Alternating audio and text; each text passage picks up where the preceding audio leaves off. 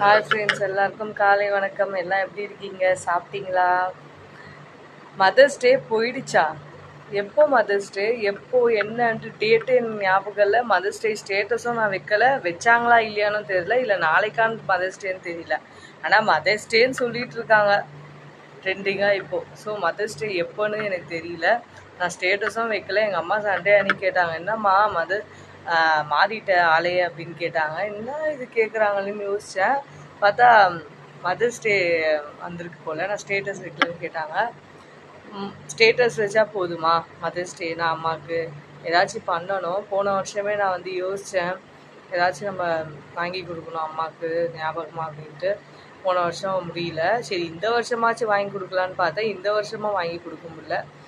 அடுத்த வருஷமாச்சும் பெஸ்ட்டாக வாங்கி கொடுக்கணும். ஸோ அதான் திங்க் பண்ணிகிட்டு இருக்கேன். அம்மா எதிர்பார்க்காததை நான் சர்ப்ரைஸ் பண்ணணுன்ட்டு. லைஃப்பில் வந்து நம்ம அம்மாவை ஹாப்பியாக வச்சுருந்தாலே நம்ம ஹாப்பியாக இருப்போம். அதே மாதிரி ஹஸ்பண்டோட அம்மாவை ஹாப்பியாக வச்சுருந்தாலும் நம்ம ஹாப்பியாக இருப்போம். ஸோ யார் என்ன சொன்னாலும் நம்ம காதில் வாங்காத நம்ம பாட்டுன்னு போகிற போக்கில் போயிட்டே இருந்தால் நம்ம லைஃப் நல்லா இருக்கும். குடும்பத்தை கெடுக்கிறதுக்குனே வருவாங்க, இதை சொல்லுவாங்க அதை சொல்லுவாங்க. யார் ஸ்பீச்சும் கேட்காம நம்ம பாட்டுன்னு போயிட்டே இருந்தால் நம்ம லைஃப் நல்லாயிருக்கும்.